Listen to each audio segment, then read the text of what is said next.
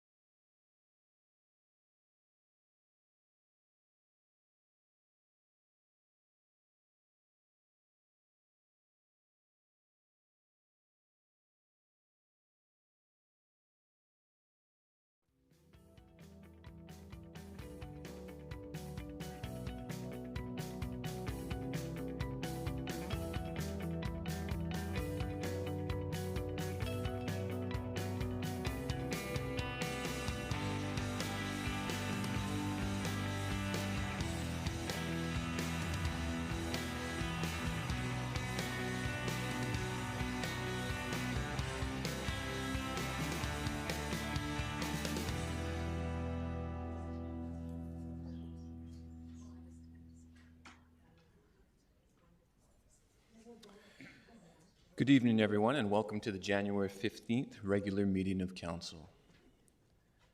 Before we begin, I'd like to first acknowledge that we do host this meeting on the traditional territory of the Snuneymuxw First Nation.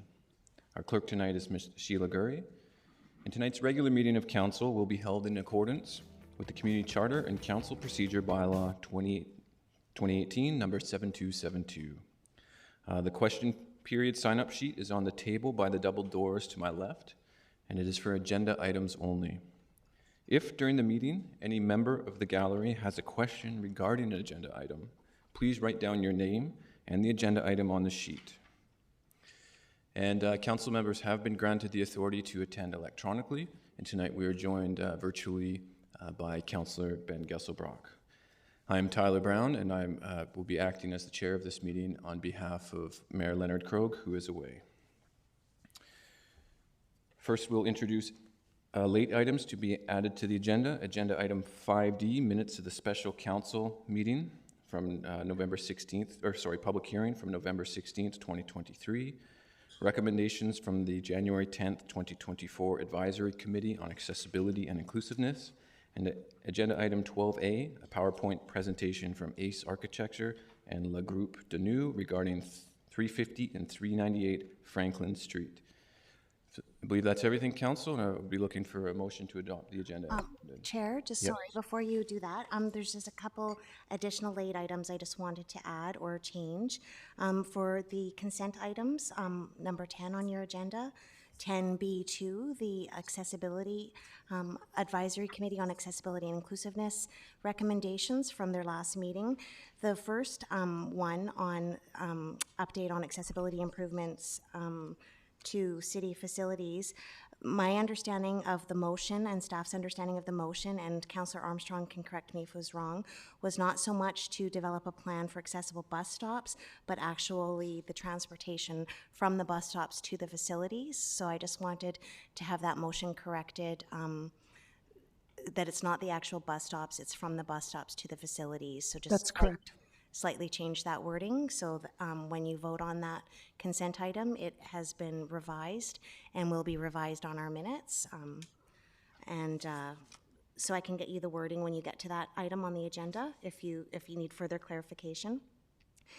As well for the Rise and Report section, number 7, for the appointments to the Public Safety Committee, item 7C, there is just the omission of Councillors Armstrong and Eastmere as the councillor representatives on that committee that need to be noted or were missed on that item. So that's it, Mr. Chair. Thank you. Thank you. We'll make those corrections when we get to them. Is there a mover? Moved by Councillor Armstrong, second by Councillor Eastmere. All those in favor? Any opposed? None opposed. Which brings us to, we do need a motion to adopt the minutes as circulated. They can all be taken together. Moved by Councillor Thorpe, second by Councillor Perino. Any discussion on those? Call the question. All those in favor? Any opposed? Those are adopted. No mayor's report tonight as he is absent. Which brings us to the Rise in the Report. The first is the Warming Center Services Expression Interest of Update. Then we do note that, so item B, which is the Sports Field Recreation Committee Council appointments. I just want to note that Councillor Thorpe and Councillor Hemmons will be appointed to the committee, and Councillor Perino, who will operate as the alternate in their absence. Also, appointments to the Public Safety Committee. I want to give thanks to Councillor Armstrong and Eastmere for their willingness to step there. I know it will be a table that has lively debate, but also the citizens, James Bowen, Scott Brody, Kim Coulthard, Doug Cowling, Destiny Herman, Kevin Lambert, Colin Middleton, Jennifer Milbank, and Ruth Taylor. Thank you in advance from Council for putting your names forward and putting in that time. But also a big thank you to everyone that expressed interest. It was there was a lot of interest, and we appreciate people's concerns and willingness to put in the time to advise the city. Which brings us to presentations, RCMP annual update. This will be introduced by Corporal Stephen Depew Dupuis, sorry if I pronounced that wrong, Dupuis, and NCO IC Site Nanaimo RCMP. Welcome back.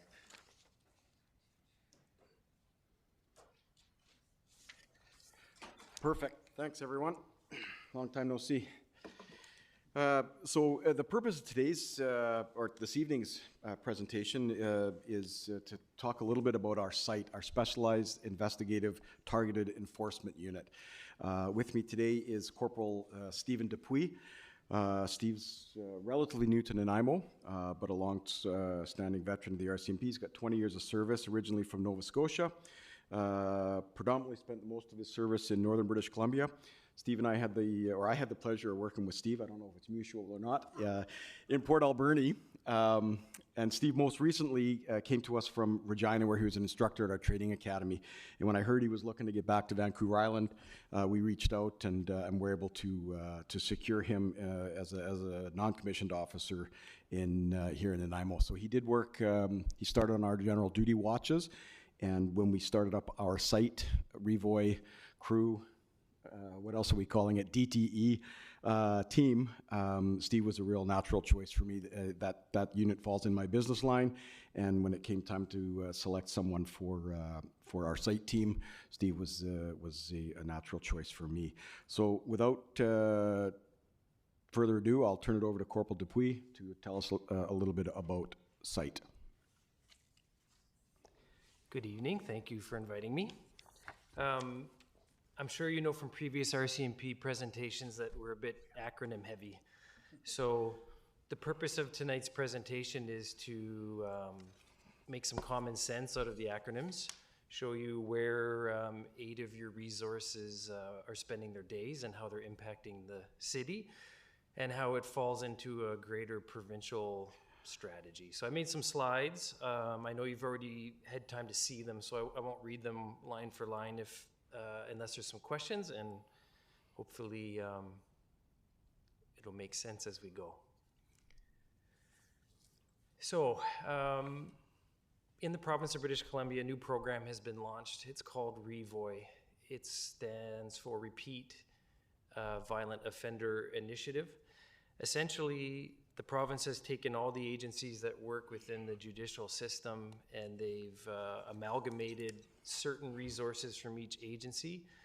That includes probation, corrections, Crown Counsel, the RCMP. And they've allocated funds and programming to people they deem to be high-risk offenders, specifically relating to violence. The program's not run by the RCMP, we're just one of the stakeholders in it. We have a hub in Nanaimo, which looks after the entire northern part of Vancouver Island.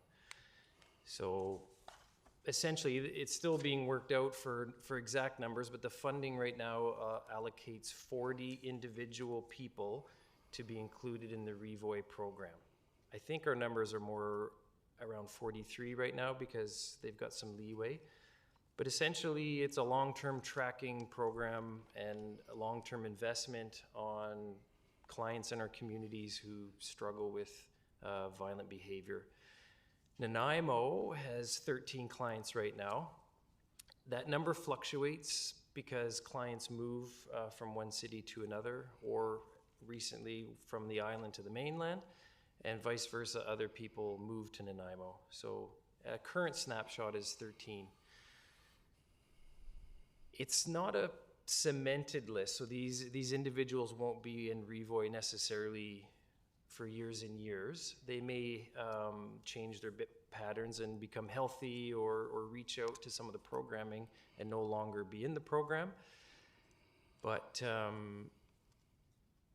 by having them locked in, it also doesn't allow room for new clients that are causing problems in the city that weren't perhaps a year ago.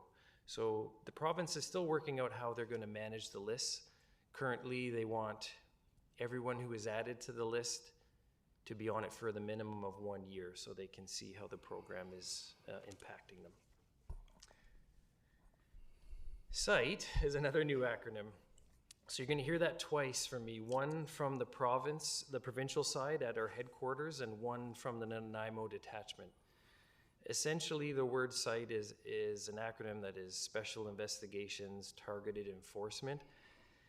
And that is at the provincial level in Surrey, that is a funding program to take resources from Revoy, from the province, and apply it to police investigations. Here in Nanaimo, Superintendent Fletcher liked the scope and the wording and the ideas behind SITE. So when she was allocating 8 constables for a new unit, she chose to use the word SITE as it enveloped kind of the ideas of what she wanted the team to do. So if you were to Google RCMP SITE, there is no other teams out there like ours in Nanaimo. It's simply an administrative unit out of headquarters. So we're the first city to take that mindset and apply it to boots on the ground. So I'll explain what we do in the next few slides, but that's what we're calling ourselves, is SITE. Oh, I should go back one. Just on the bottom left there, the part of the funding in headquarters is services that can augment our policing here in Nanaimo. So if the detachment is investigating things that are within that mandate, we can access analysts and extra money and equipment from the provincial funding and instead of the city funding. Cool. And I believe it's $5 million a year for the whole province that is accessible. Corporal Dupuis, Councillor Armstrong has a question. Yes. Just for the funding for these positions, are they funded municipally or through the provincial business line? Oh, good question. So currently the SITE team has 8 constables. Those are municipal positions that were reallocated. The original positions predate me, so hopefully the terms make sense, but there were 4 constables allocated for a community response unit and 4 constables allocated for a downtown engagement unit. Due to staffing issues, those positions weren't filled immediately. And as time went on, when those positions were available, the detachment decided to take all 8 and funnel them into this SITE program. The funding provincially doesn't allocate constable positions, it's support money, so overtime, forensic services, analysts, and things like that. Yeah, investigation. If you've ever heard things before on the other end, sort of something called PTEP, which is organized crime funding, it's a very similar program. Thank you. You're welcome. Thank you. So this slide goes over just what we talked about. We took those 8 constables and we've made one team, and we've used the SITE acronym as the focus of what we're doing. So what have we done? Starting in September, we started with half our team. So we started with 4 constables and myself, and we had to create what it was we were going to do every day. So if we think of a pie, a slice of the pie was our Revoy clients. We had some vacancies, so we identified, along with our partners, some clients in Nanaimo that fit the mandate, and we got them entered in the program. And early on, we actually had a number of investigations involving those clients. So when we first started, I believe there was 6 Revoy clients incarcerated somewhere and 6 or 7 in the community. But within a month or 2, we were down to only 3 or 4 in the community. So early on, a lot of our work was investigating clients within the Revoy program. Now that the people who are left in the community are either following the processes set out for them or moving along, the Revoy slice of the pie has gotten smaller. So we have branched out to do other things, such as patrolling the high crime areas of the city. So we get data from our local analysts, and essentially the parameters that we've chosen are things that are public and things that are violent. So our patrol area has mostly been from Canco and Terminal through to University Avenue. That's where the majority of public disorder happens. So we patrol those areas on foot and in vehicles. We use marked police cars to be overt, and we use unmarked police cars to do surveillance and find a balance. So that would be our territory. We identify cars or any other vehicles that are involved in crime and try to do interdiction. We look for people with arrest warrants that have a violent history. We share intelligence with the detachment on new people in town.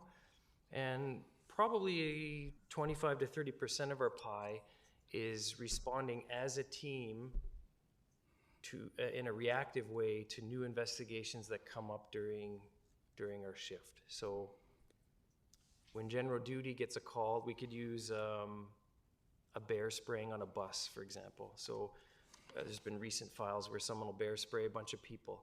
That's a resource-heavy file. There's witnesses to manage, suspects to track down. And so instead of the general duty officers taking the file, we'll go in as a team of 4 or 5 and take the investigation over, and that'll allow general duty to continue responding to other calls. And what it's done is allow us to have a concentrated punch on a file instead of it taking maybe 2 or 3 days on general duty. One of the biggest time balances for those general duty officers is they're right here, right now. You have their attention for a while, but the calls for service will take that attention away, and so things linger. We've been able to go in and tackle a file in a more coordinated way.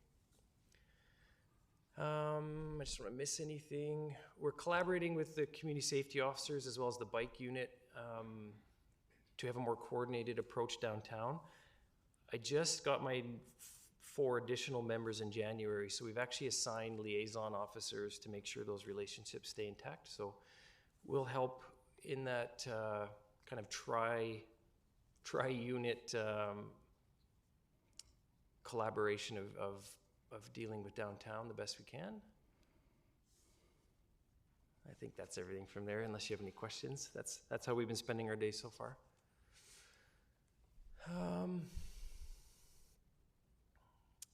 Talked about those.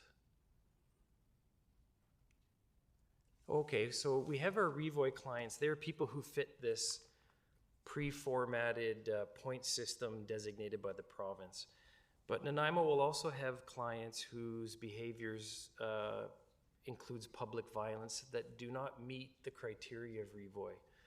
So we've also been monitoring people outside the program who are also causing problems in town and investigating them in a proactive way through projects and surveillance and things like that. So they would meet a loose definition of repeat violent offenders, but they don't meet the specific criteria of the province. Essentially, this bullet here speaks about the fact that we're using statistics and data so that we're being as effective as we can in the areas of the city that are having the most problems, and we're keeping statistics so that we can adjust as we go along. I believe that's all the slides. Thank you. Council, any questions? Of course, Councilor Armstrong. of course. Just We hear a lot from people that are very concerned about repeat chronic offenders, but your mandate is actually those that are violent offenders, so they have a designation of violence or crimes against property. Can you just expand on that so that people understand the difference between, somebody that's broken in 100 times versus what your mandate is, please? Sure.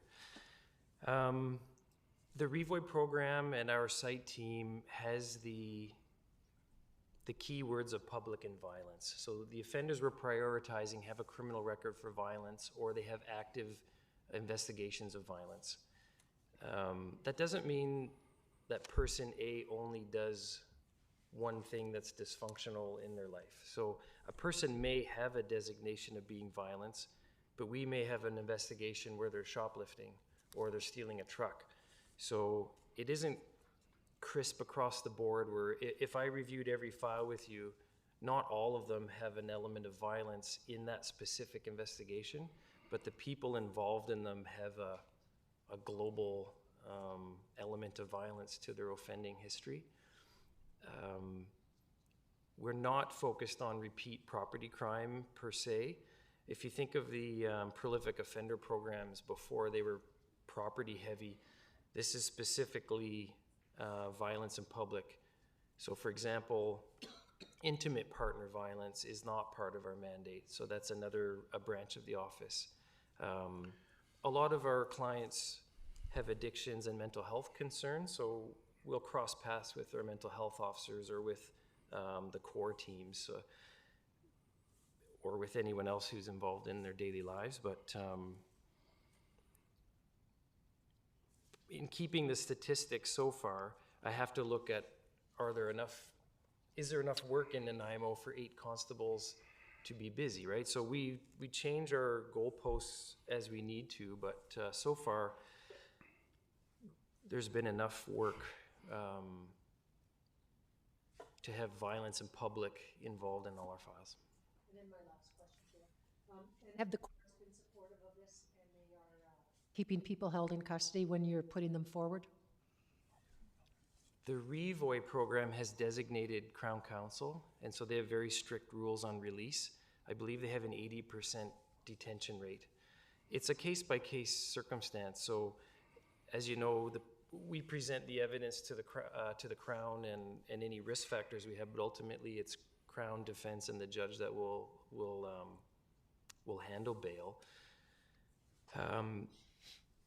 There are bail reform acts coming down the pipe, but nothing's changed for people outside of REVOI. We still follow the same procedures, and the likelihood of bail is specific to that client. But the folks who are in the REVOI program, we've had, of the 15 or so investigations we've forwarded, we've only had 1 person released back into the community. So in the slice of the pie that is REVOI, it's been in that 80% range where the client is detained until trial.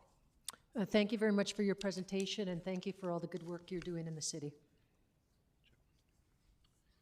Council, any other questions? Seeing none, with that, I will echo the thanks of Councillor Armstrong, and I will ask Inspector Burton, is this something we'll be updated on?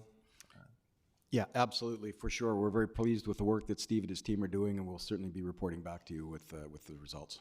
Great, thanks so much, really appreciate it.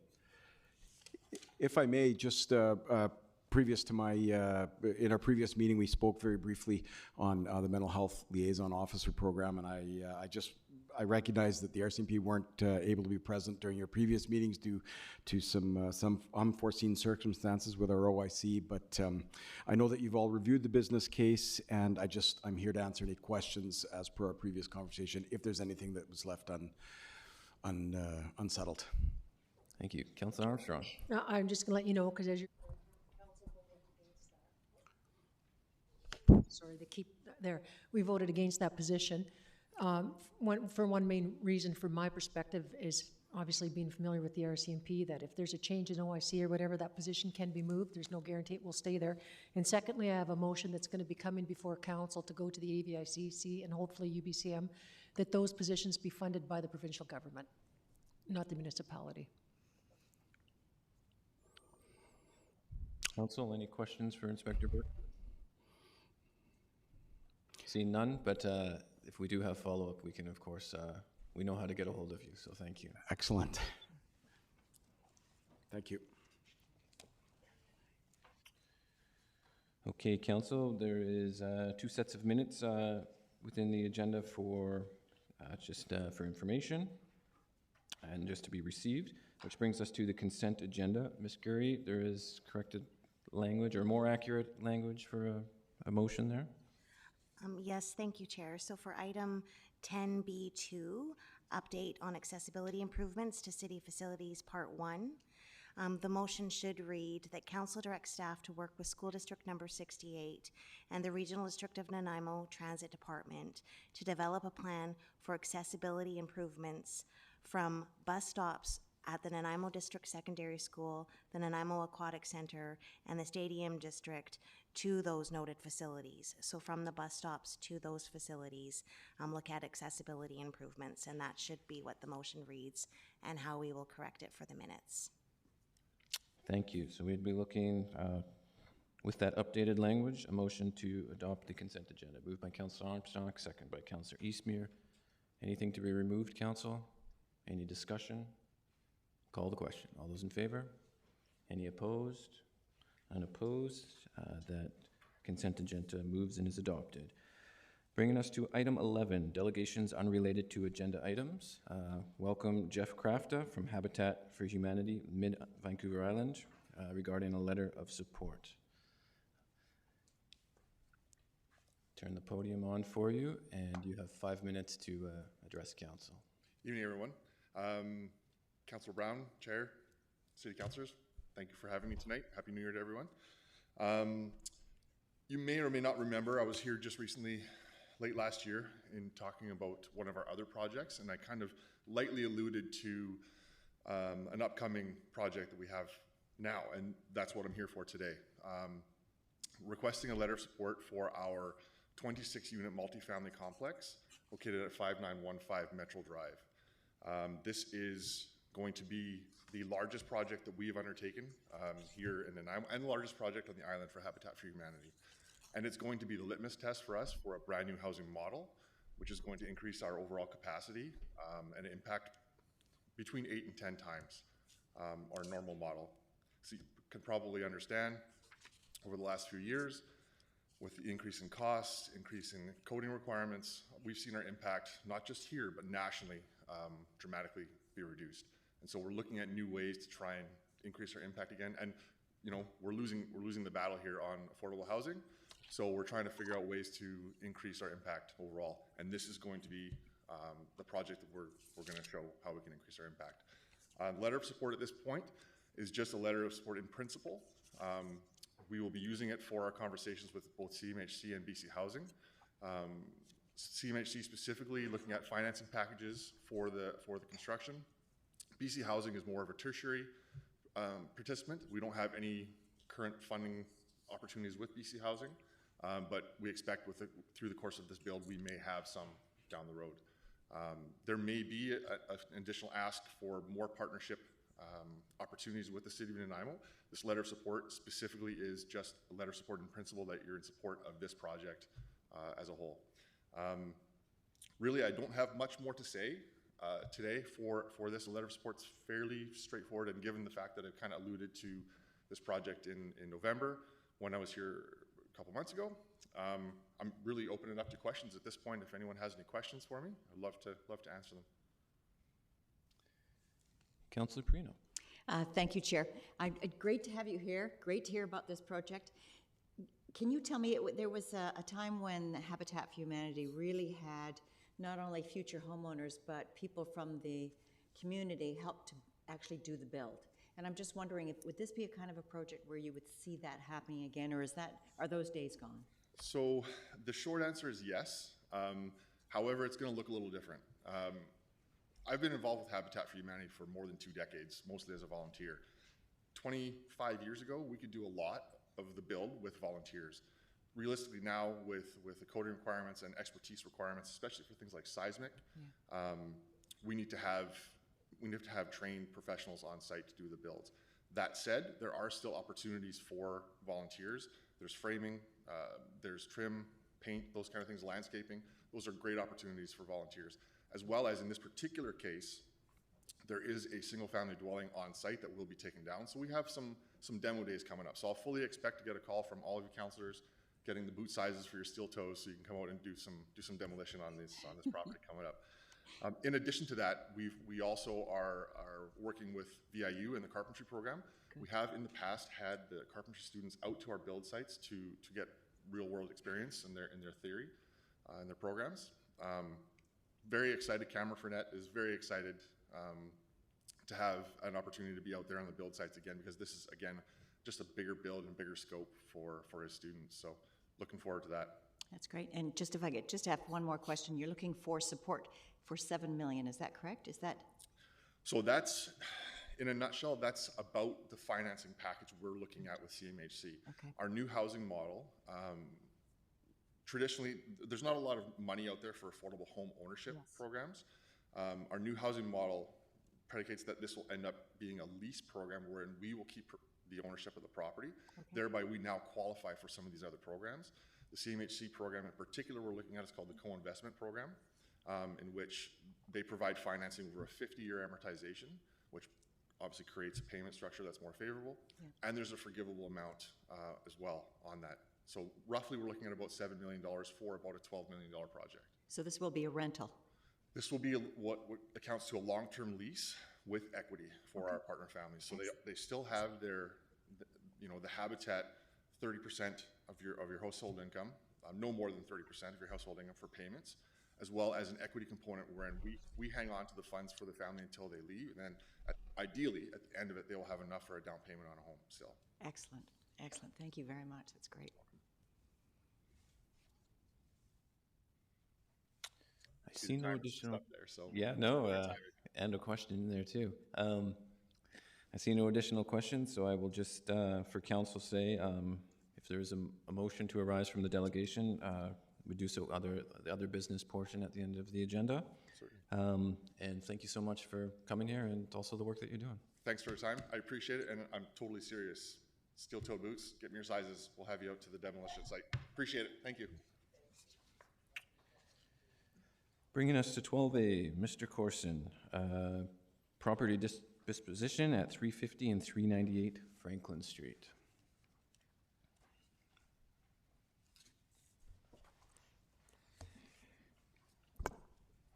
Great. Good evening, Chair. So the City of Nanaimo owns a property at 350 and 398 Franklin Street. The property is 0.43 acres in size, and it's currently being used as a gravel parking lot. One of Council's priorities is to see the redevelopment of key sites in the downtown core, and with that, bringing new investment and more residents living in the downtown core. This project very much aligns with Council's other investments they've made in the downtown transit exchange, the Terminal Avenue upgrades, and commercial street revitalization. So in the summer of 2023, Council issued an expression of interest to see if developers were interested in this property and what ideas they had for the property. In October, those proposals were presented to Council, and Council directed staff to move forward with development of a purchase and sale agreement with Carmichael Properties Limited. The agreement now has been drafted, and it's in front of Council for final approval. Just so you know some of the key terms, the purchase price of the land is $1.6 million. The developer has a condition that it requires a development permit and housing agreement completed by the end of August this year. Once they have that, they'll be seeking their final financing by the end of November, and the property will transfer at the end of this year. As in keeping with our past practice, when we sell a piece of city land, we are asking for the developer to have an option to purchase on title, which allows Council to repurchase the property should development not occur within 2 years of transfer of the title. So I've invited Robin Kelly this evening from Carmichael Properties to just give you a bit of an overview of his firm and introduce himself. And I know he also has Brian Gartner from Ace Architecture on, just to kind of run you through the project so you can learn a bit more about it. So, Welcome, Mr. Kelly. Thanks, Bill. I'll just keep it brief. We're pretty excited in the opportunity. I think I know some of you, but we've been invested for about 3 decades in Nanaimo, done a few projects. Pretty much all of the consultant team that we're picking up, we've already done a lot of research into it, are local. The one exception, ironically, is the architect, and part of the reason behind that, we'll be on the Zoom doing the presentation. Our activities are mainly in Central Island and in Calgary. We're doing a project in Calgary, and when we looked at this site, we're like, wow, it's got the same metrics technically almost as the one we're doing with this group in Calgary that was really innovative and neat. So over our coffee, I was just describing this to the firm, and it turns out the lead architect's originally from Nanaimo and actually really likes Nanaimo and still comes to Nanaimo, knows the city well. So given that it's more an infill project, a lot of the stuff we see on the island and that we've been working with locals has been more suburban, which is a bit of a different architectural treatment, different technical feasibility. So we really wanted to work with a group that specializes a lot in that infill. And Brian, I think, is on Zoom right now, and he'll be doing the presentation, and he's the lead architect and originally from here. Is he on there, Bill? Yep.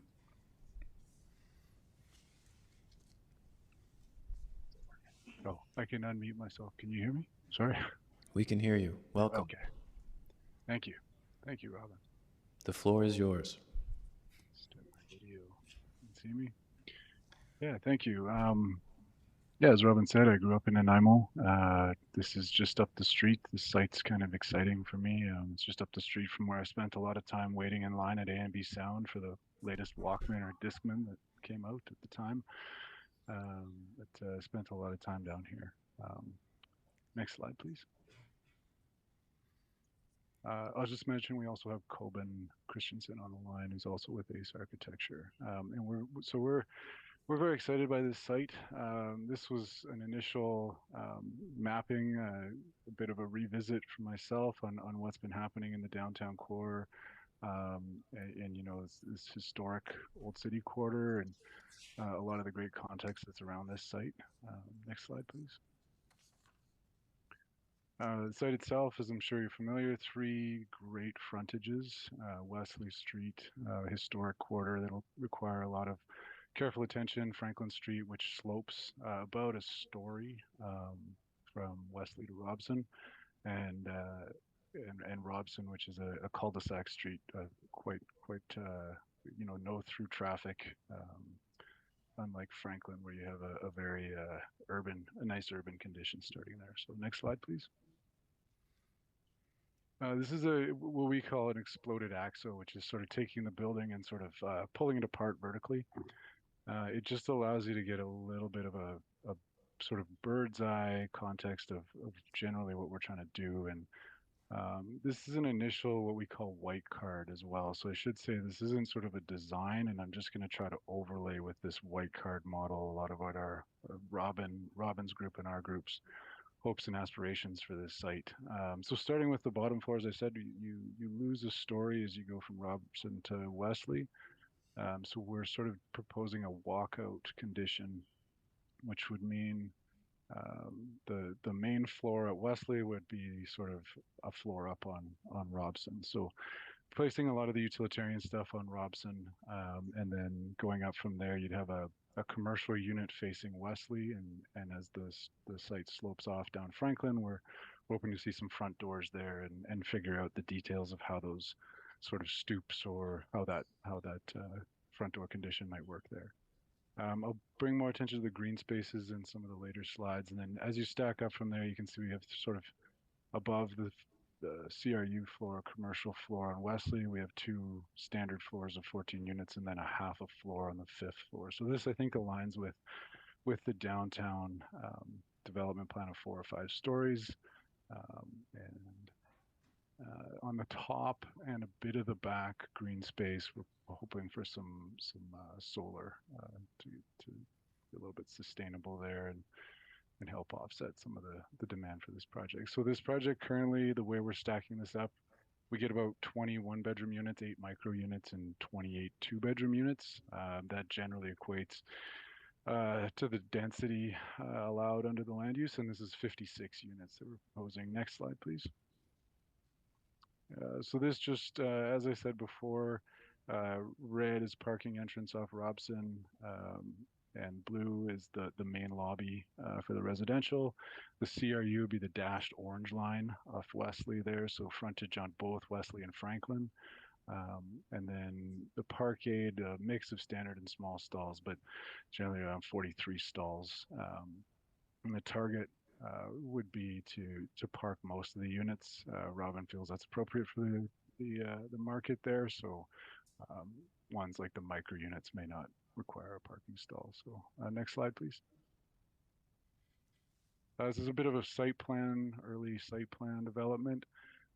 What I'd like to point out here is the green space that I said I would return to. It's a bit hard to see here, but we'll see as we get into some of the 3D images later, that where the trees are, and those are those little circles, circle sketches in black around the back. Those would be sort of private amenity spaces or private patios or terraces, however you want to, whatever you want to call them.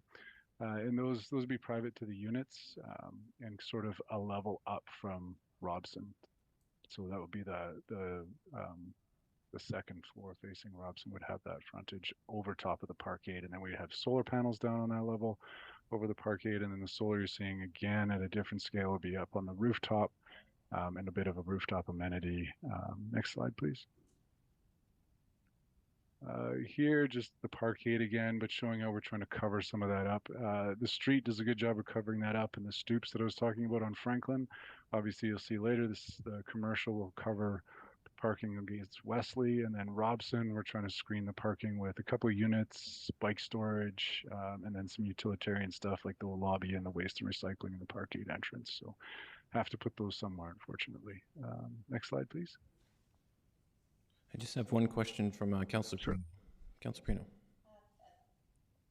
Thank you, Chair. I just wanted to ask, in the discussion in our report, it talks about parking spaces with EV charging and electric scooter bicycle charging, and I'm just wondering, how many are you accommodating for that? Or are you? Is that part of the discussion? Oh, It is a part of the discussion. Oh, sorry, is that Robin? no, in most our project, actually all of them now, we're doing energy management systems. And one of our tenants is JESCAM that we did the building for in Boxwood.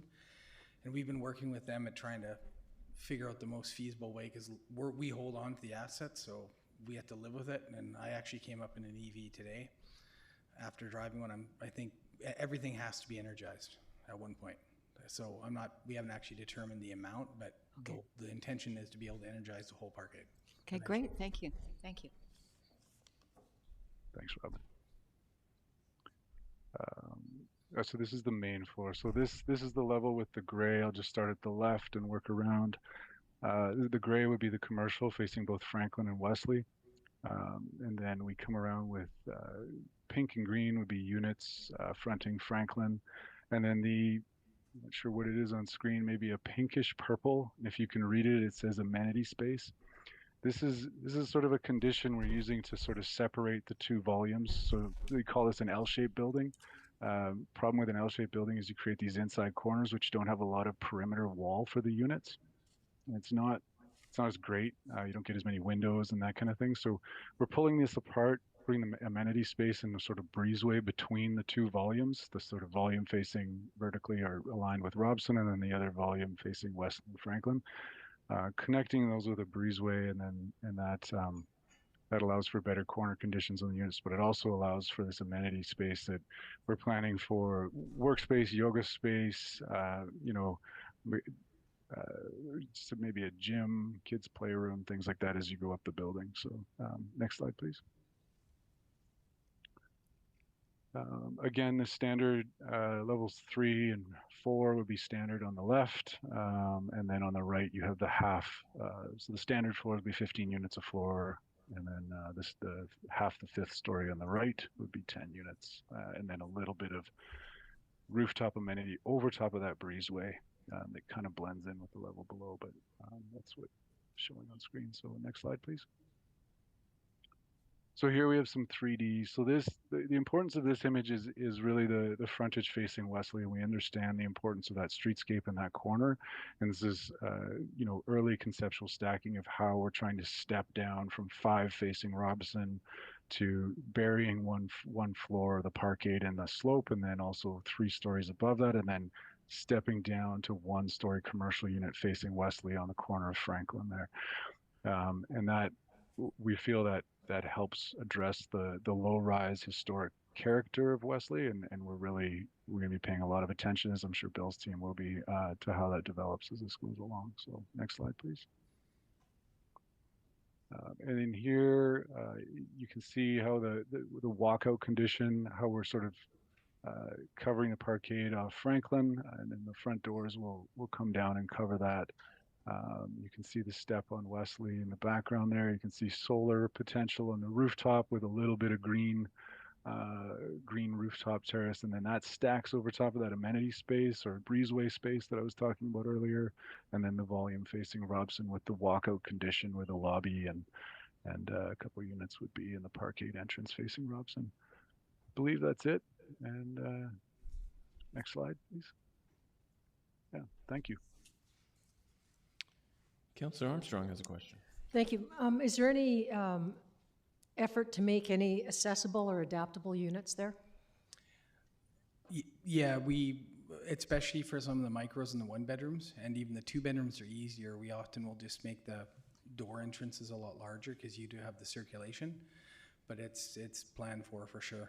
I mean, whether we make it 100% accessible or adaptable, we found a lot of our existing ones, we always put in a few that are adaptable, and with larger entrances, that seems to fill the demand. We also will alternately, we always make sure we do have a level ground shower, walk-in shower for all the 2 bedrooms, which is common. We've done that for a few 1 bedrooms too. We actually, on the one project we're doing, have 5 of them.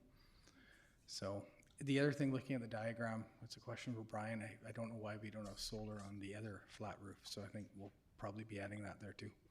Thank you. We'll do what we can. We just don't have mechanical layouts and things yet. Yeah, we'll get there, Robin.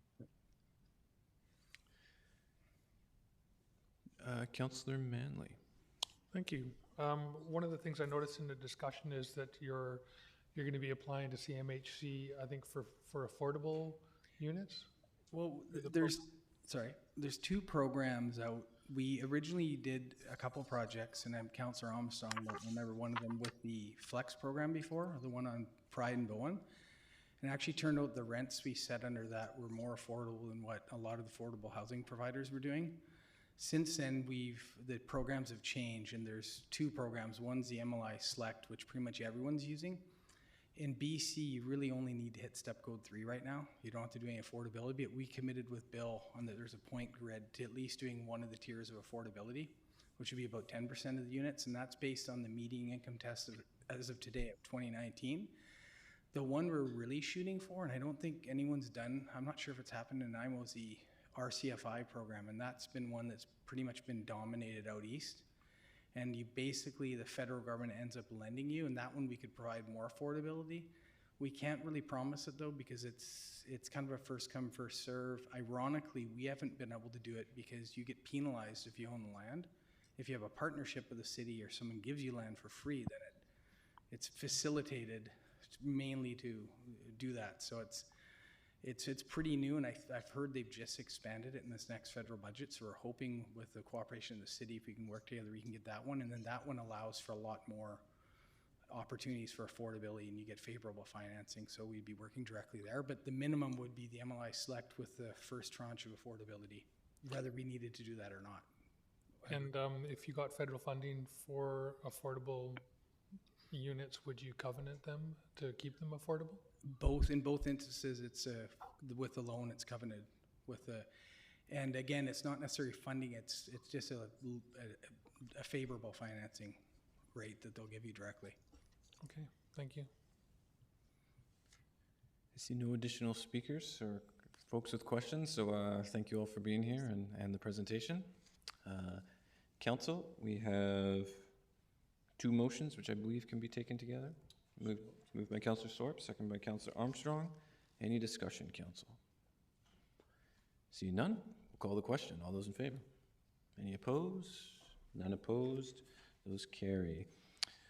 Over to you again, Mr. Corson, for 420 Albert Street, acceptance of a project under the Revitalization Tax Exemption Bylaw 2018, number 7261. Great, thank you, Chair. So the city has received interest from 420 Albert Holdings to enter into the city's revitalization tax exemption program. The developer has bought an existing office building at 420 Albert, and plan to turn it into 23 residential micro units. The proposed tax exemption on this project would be the difference in value between its current value as an office building and the change in value to going to the 23 micro units. The project is compliant with our current tax exemption program, and at the November 27th GPC, we had a discussion about how we're going to evolve the program, but we haven't amended that bylaw yet, so this project would be compliant under either of them. This would meet your discussion we had on at the GPC as well. So just the staff recommend council approval to enter into this agreement. It does meet the current and future tax exemption programs. Thank you. Thank you, Mr. Corson. We do have a recommendation in the agenda package. Moved by Councillor Armstrong, second by Councillor Manley. Any discussion, Council? Councillor Carino. Thank you, Chair. Just a question. These are micro units. These would be under 500 square feet. Is that correct? Yes, that's correct. And all micro units? No diversion at all between a 1-bedroom, 2-bedroom, nothing Nothing else? Yeah, under their project, it would all be micro units, Okay. And owned or rental? all rental. Rental, okay. Okay, thank you, thank you. See no additional questions or discussions, so we'll call the question. All those in favor? Any opposed? Note Councillor Brown opposed. Oh, and Councillor Gelserbrook. Up next is the Nanaimo Acute Response Table. It's going to be introduced by Christy Wood, Manager of Social Planning. And while she's taking a seat, I would just say, on behalf of council, there's a lot of people in the community that are doing great work for people in need, especially on a cold night, and things don't always go according to plan. So thank you for the work you did, especially on the weekend, helping support those that are supporting the people that really need a hand up. So thank you. Thank you, Chair, for your kind words. Good evening, Council. Pleased to provide Council with an update on the Nanaimo Acute Response Table, aka Nanaimo's Situation Table, which is what you're probably more aware of. I'm joined by Dr. Lauren Mays. She's a professor from Vancouver Island University from the Criminology Department, and she's my co-chair on the Nanaimo Acute Response Table and one of our co-founding members of the Nanaimo Situation Table. So grateful to have her here today. So just a little bit of background, a reminder for Council that a Situation Table is a multi-agency team of frontline professionals that meet biweekly to address high-risk situations involving individuals or families who have a significant probability of serious harm if they do not receive intervention supports. Partners at this table share information about vulnerable individuals or families that are referred to the table, which allows our frontline professionals to design and deliver in-person interventions to connect individuals to service. And the goal is always to try to connect individuals and families to services within 24 to 48 hours. Unlike most reactive responses from various systems, this is meant to intervene. So it reduces the probability of sanctions that might be more traumatic, negative, or life-threatening. So as I mentioned, the table consists of frontline professionals. They look a little bit different in each community. We have a total of 21 agencies currently at the table.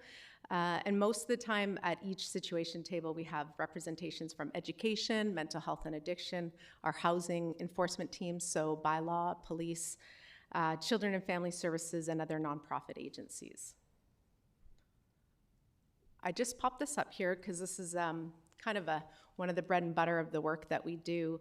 So the table really focuses on vulnerable people who meet what we call the criteria of acutely elevated risk.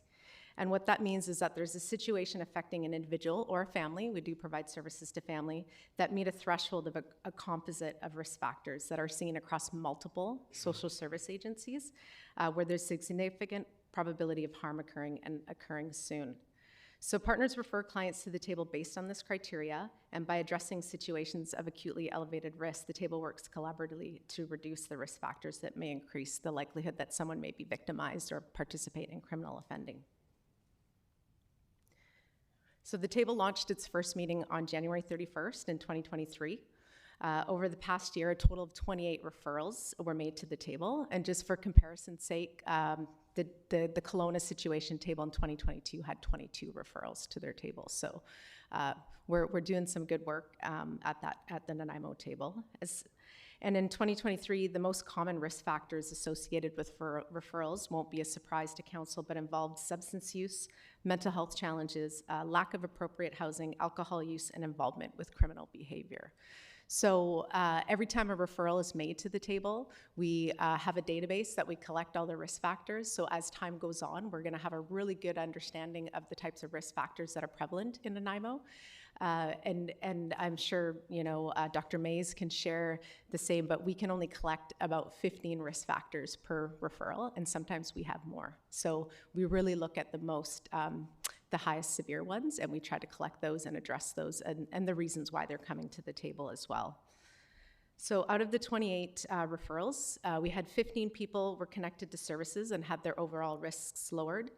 7 individuals were informed about services, but for different reasons weren't connected to services at that time, but also the risks were more systemic in nature. So maybe some of their risk was due to lack of housing or lack of support services for substance use disorder. And then we had 2 referrals that didn't meet AER criteria, and they were actually referred back to the originating agency. And it's important to note that we're sharing some very personal, confidential information about individuals. And so it's really important that we're following that acute elevated risk to protect people's privacy. And so we often make sure, there's multiple risks, but has the agency tried everything that they can? And if they haven't, then we ask them to go and kind of connect with other agencies off the table prior to bringing that referral back to the table. And then we had 3 referrals that included individuals who relocated, and one of the people was transient in nature, and we were unable to locate that. So we do start to see that trend as well. The most common age group that was referred was 30 to 39. However, one of the concerning trends that we're seeing at the table is that it spanned over 2 age categories, but 12 of them were for individuals under the age of 25. So that is concerning to our table members of young people living in the highest risk. And finally, 20 referrals were for individuals identifying as female and 7 as males. And we had actually 1 family referral as well. So we wanted to share some of the successes and the challenges that we've experienced so far with our acute response table. And one of the biggest successes that we've had so far is just this ability to share information among service providers. So, you know, our service providers work very hard in the city and already work very closely together, but it's often difficult to break out of the silos that everybody's working within. And so this table really provides a great opportunity for us to come together and be able to share information about people in a way that respects their privacy and confidentiality, but can still help them get the support services they need. And so we've had some really great opportunities to do that have resulted in people getting services that they may not have otherwise. So we were talking about this one person who had been brought forward to the table who desperately was looking for housing and was in a pretty precarious situation. But when their name was brought forward, housing providers said, oh, they have a reputation of being violent. There's no way we can house this person. So we had our representative from the RCMP detachment come look up their record and said, you know, actually they have no violence on the record whatsoever. With that information and additional information from another service provider who said, actually this person is very well supported by an outreach worker, the housing provider was willing to take a chance on them, and they were successfully housed, and we were able to lower their level of risk quite quickly, and they've been doing very well since. We also have situations where, you know, sometimes service providers are only really getting part of the picture. So we had one provider who said, you know, this client is doing really great. We haven't heard from them, but the contacts we have had have been super positive.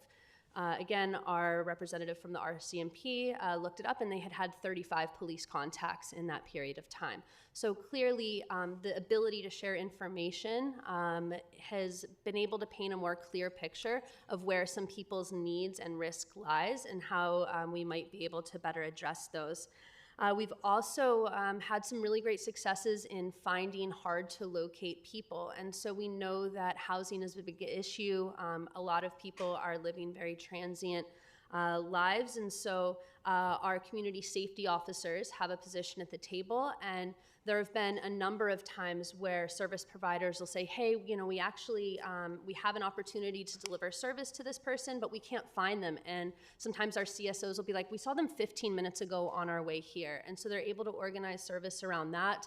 Another time, you know, we have seen the, you know, the kind of mean age being in the 30s, but we are seeing a lot of younger people coming to our table, you know, as young as 12, 13, 14, in some very urgent situations. And so we have a couple of youth in particular who are perpetually at very high risk and are very well known to a number of the service providers and to the police as well.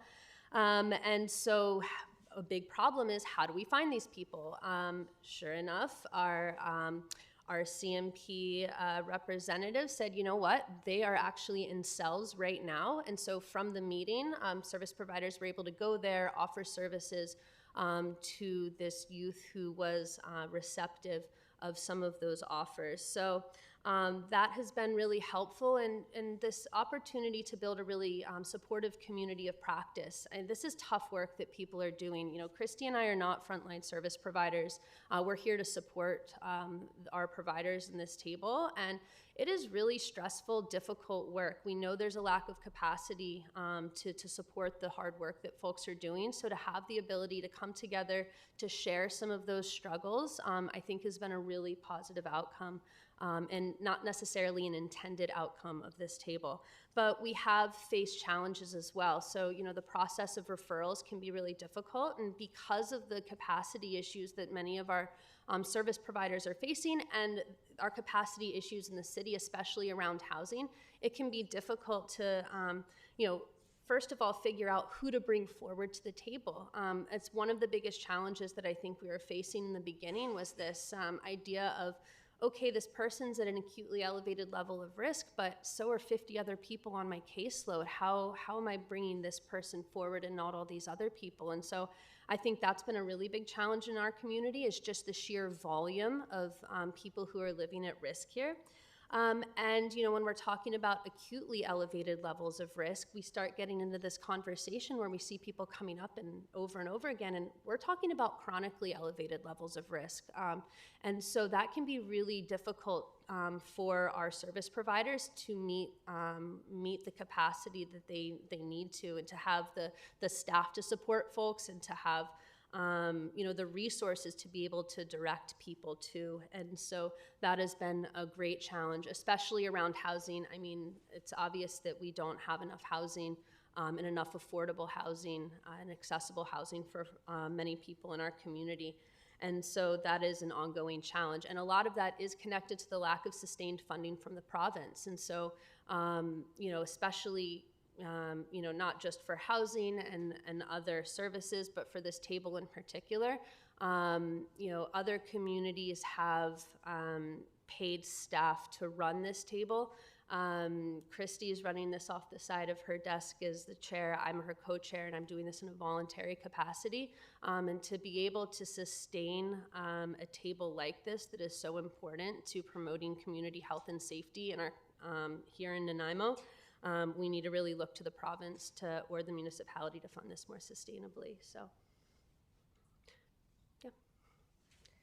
Great, thank you, Dr. Mays. It's important to note the provincial supports that are currently supporting situation tables in BC. So they do have dedicated support staff to the situation table program. And so they provided the different, I think there's over 30 situation tables now in the province. And so the supports that public safety and Solicitor General staff provide is they provide community outreach and engagement. So they'll help local communities on board new tables and provide supports to getting table members to the table. So we've been really blessed in the Nanaimo, but I know other communities have challenges getting, say, some of their ministry staff or other professionals to the table, so they will go and help out with that as well. They provided us with $30,000 in grant funds to implement the situation table, and those grant funds, as the report outlines, really provided training, you know, any kind of funds for equipment purchase or evaluation, participation and evaluation as well. They also lead a community of practice for the entire province. And so I participate in monthly calls with all the other situation co-chairs to discuss like operational challenges, ask questions, you know, hear about what ministry staff are planning, you know, even just, you know, to support each other and actually to hear what other communities are going through as well is a really good learning opportunity. They also have a SharePoint site where they provide pertinent ministry information. They provide operational training. They also offer complementary training to our situation tables from other branch partners. So we did have a session recently that included radicalization to violence. They provide our risk tracking database platform and assist with analysis of that data. Finally, they also provide admin support for the privacy impact assessments and integrated program activity agreements. So the IPA, or the Integrated Program Agreement, is administered by the Ministry of Public Safety and Solicitor General and outlines the mandate and activities of the situation.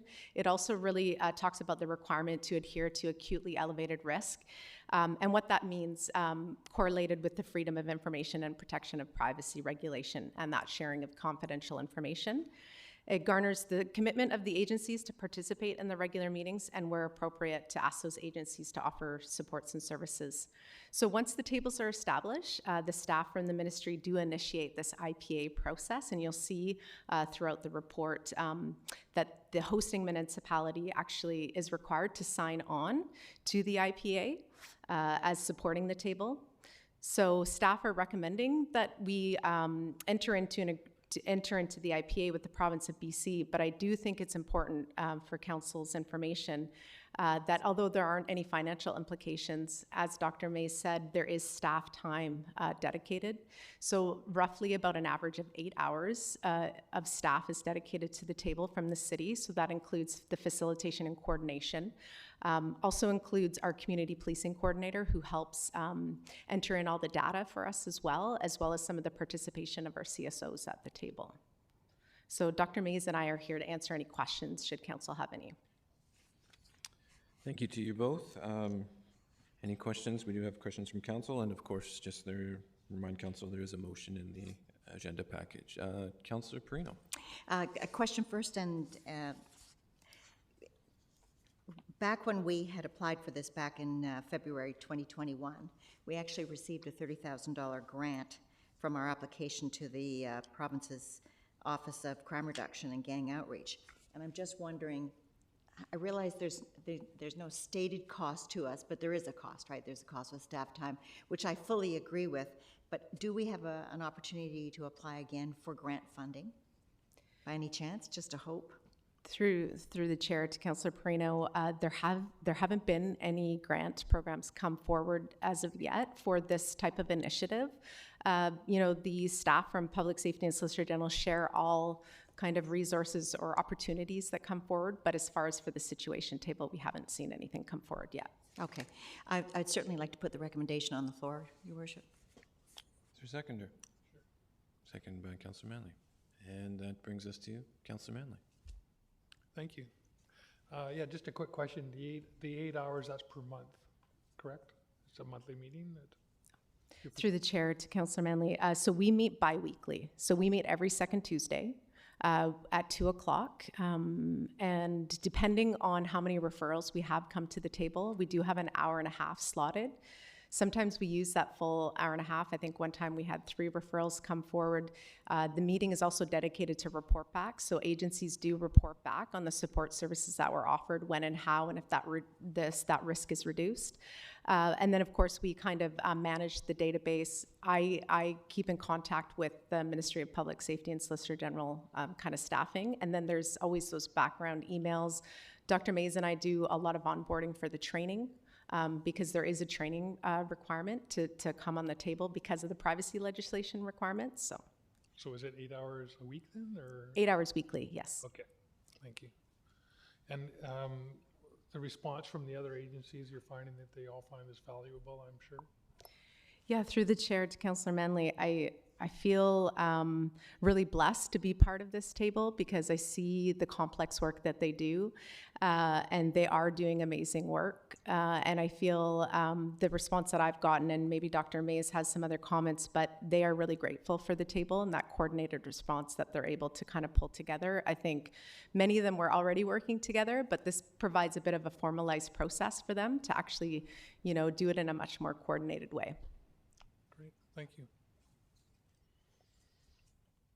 With no more speakers and the motion on the floor, we will call the vote. All those in favor? Any opposed? None opposed. Motion carries. Thank you again. Development permit application number DP 1301 for the property at 352 Prideaux Street. Welcome, Mr. Holm. Thank you, Mr. Chair and Council. This is a development permit application in the Old City. It's proposed 4 units in a 3-story form. The units as proposed are 3-bedroom units. The with ground access to each, ground level access to each unit. This is a development permit application, as you noted. Sun Porch Homes is the applicant. The proposal meets the Old City multifamily residential design guidelines, has been reviewed by the design advisory panel, and a number of variances are proposed through the development proposal that's in front of you. And actually, if I could get attachment E, the building perspectives brought up overhead, you'll see what the development looks like. But a number of variances are proposed, including some variances related to landscape features, front yard setback from 6 meters to 4.3 meters, minor height variance from 9.5 to 10.45 meters, landscape buffer variance, and a parking variance from required 6 stalls to 5 stalls. So a nice addition of infill housing, some 3-bedroom units in the Old City, and compliant with applicable development permit area guidelines. Happy to take any questions. Thanks. Council, any questions for Mr. Holm? Thank you, Mr. Holm. Move the recommendation. Councillor Hemmons, seconded by Councillor Eastmere. Any discussion, Council? Call the question. All those in favor? Any opposed? See none opposed. Motion carries. And back to you, Mr. Holm, around general amendments to City of Nanaimo zoning bylaw. Thank you, Chair. This is a bylaw that was introduced. This relates to a bylaw that was introduced by Council on December 18th, given first and second reading at that time. And at that time, Council provided direction not to hold a public hearing. In reviewing recent changes to the Local Government Act, it became clear that in this case and going forward, if Council chooses not to hold a public hearing, notice must be given before bylaws are introduced. So what we're proposing here, and these are general amendments, I should identify. The report is related to the amendments is attached as attachment A. I can speak to those if you'd like, but they were introduced on the 18th.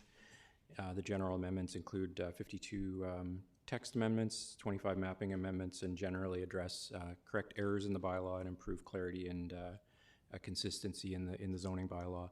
But what's asked of Council here is to actually rescind readings of the bylaw and then to provide a direction not to hold a public hearing, at which time we'll give staff direction to proceed with notification and then bring the bylaws back for consideration at the February 5th meeting of Council following notification. Thank you. Council, any questions for Mr. Holm? Councillor Armstrong, would you be so kind to? I can do so. Thank you. A recommendation that the first reading of zoning amendment bylaw 2023 number 4500.219, general text and mapping amendments to City of Nanaimo zoning bylaw 2011 number 4500 be rescinded. Seconded by Councillor Eastmere. Any discussion, Council? Call the question. All those in favor? Any opposed? Unopposed. Motion carries. Councillor. Second reading of zoning amendment bylaw 2023 number 4500.219 be rescinded. Second by Councillor Hemmons. Any discussion, Council? Seeing none, call the question. And any opposed? None opposed. Council directs staff to not hold a public hearing for zoning amendment bylaw 2023 number 4500.219 and to provide notice in advance of first reading. Seconded by Councillor Thorpe. Councillor Perino. Thank you, Chair. This one I am concerned about. Public hearings, sometimes no one comes, and it doesn't matter to anybody. And sometimes we'll get 100 people.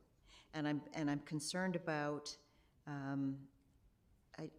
think for the public who might be listening tonight, I'm just wondering if you just could talk a little bit about why we wouldn't necessarily have a public hearing, why it wouldn't be necessary. I just want to hear a little more background on that. Mr. Holm. Sure, through the chair to Councillor Perino. So in this case, the amendments proposed are administrative in nature, and they're initiated as general amendments, housekeeping amendments to the zoning bylaw. and they're intended to correct errors in the bylaw, to update the bylaw to improve clarity and consistency, and ensure that the bylaw is clearer to administer. And in that case, it's more housekeeping nature rather than development specific. So a question through you, Chair. So is that the only time there wouldn't be a public hearing? Because it does make sense. When you've just got a housekeeping issue, you know, you don't need to have a public hearing. Yeah, through the chair again to Councilor Perino's question. Great question, and we're actually, staff are in the works of working with actually our fellow staff in legislative services to bring forward a report likely in March to GPC to discuss some changes in the Local Government Act and what the implications are to public hearing, public process, and some bylaw amendments that we have to make to address the legislative changes, the bills that were introduced by the province related to housing in the fall. So there are some bylaw amendments that we need to make related to housing to address actually prohibitions on public hearing that the province has introduced. Okay, but that's not the case tonight. Not the case tonight, not with this bylaw. And what we would be doing is bringing forward for discussion in Governance and Priorities Committee in March. That's the schedule at this point, to look at a walkthrough on what options are related to public hearing. Great. And in the case of recent changes the province has made, the fact that in some cases with bylaws related to housing, there is no option to hold a public hearing. They're actually prohibited. Gotcha. Okay, thank you.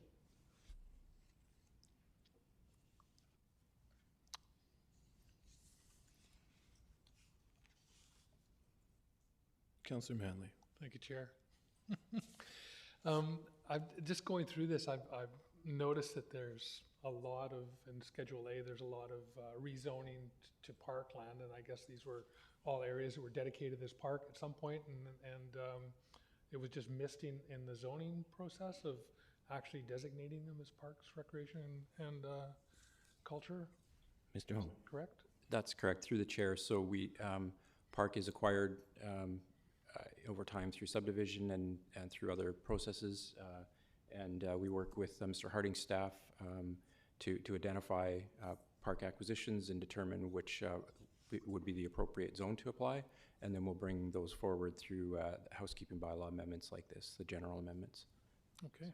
There's a lot of parkland that we've picked up. Good job. Thanks. All right, I'm going to call the question. All those in favor? Any opposed? See none opposed, motion carries. Item 13A, Financial Plan Bylaw 2023, number 7371. I move the financial bylaw number 2023, number 7371, to confirm and adopt the 2024 to 2028 financial plan be adopted. Seconded by Councillor Hemmens. Any discussion, Council? Seeing none? Call the question. All those in favor? Any opposed? None opposed. Motion carries. Okay, 15A, Downtown Event Revitalization Fund Grant 2024, funding options. Mr. Harding. Thank you, Chair. We're pleased to bring forward all the event grants for 2024. We couldn't do this until you just adopted 13A because Council did allocate an extra $100,000 to 2024. So this, we initially would have brought this to you last December, but with the increase, staff have worked with the extra funding and now proposed for the 2024 grants. So they're presented. Any questions you have? Ms. Breen, Ms. Lum would answer any questions. Councillor Armstrong. I'm just going to move the recommendation as put out. Seconded by Councillor Thorpe. Any discussion, Council? All right, yeah. I hope so. All right. All those in favor? Any opposed? None opposed. Thanks so much. Thank you too for being here, just in case there was questions. No notice of motion, Council. We do have, under other business, 3 letters, and also if there is any follow-up with the habitat request, now would be the appropriate time. Just a note, Chair, that each of these would need to be moved separately because these letters require their own resolution and sometimes a certified resolution, so we do need individual motions. Thank you. Councillor Armstrong.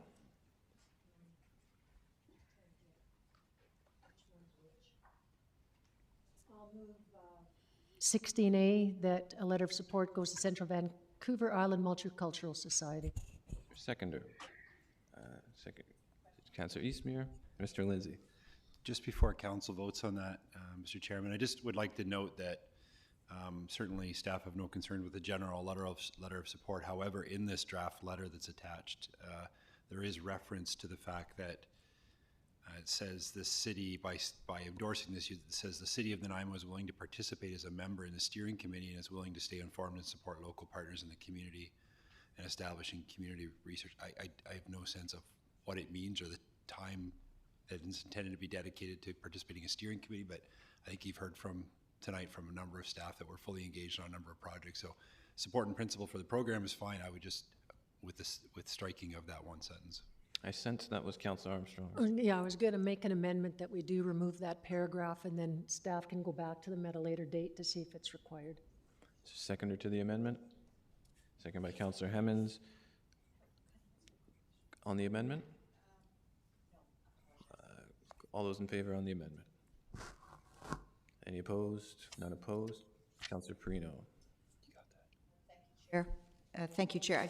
I was concerned because the amount of funding requested is to be determined. I just wondered, do we have any concerns about that?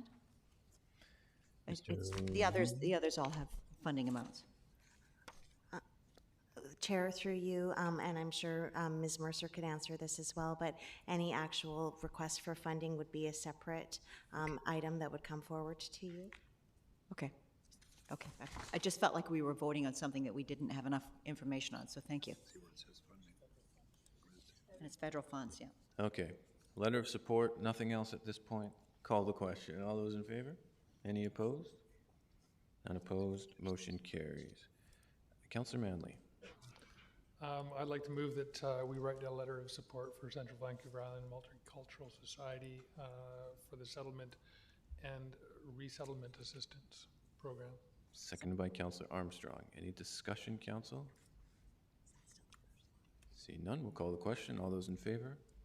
Any opposed? Any opposed? Motion carries. Councillor Perino. The last one, Chair, is the Central Vancouver Island Request Letter of Support, the BGC. Sorry? Boys and Girls Club. Boys and Girls Club, yes. All right. Is there a seconder? Seconded by Councillor Armstrong. Any discussion on that, Council? All those in favor? Any opposed? Unopposed? Motion carries. Councillor Perino. Chair, we also have the letter of support being requested by Habitat for Humanity. They are moving that one. Seconded by Councillor Eastmere. You gotta get that hand up. And any discussion? Councillor Zark? Oh, sorry. Yeah, thank you, Chair. I would support the letter, but in terms of process, we've just approved 3 applications who filled out a request for support in terms of a letter and supplying a sample letter for us to look at, and in fact we had a concern about one of them. So in terms of being consistent, I would suggest that it might be more appropriate for Habitat for Humanity to submit us a proposed letter, fill out an application form as the other groups have done, and let us make a decision at a future date. I'm seeing Ms. Gurry shaking her head in disagreement, so I'll cede the floor to her.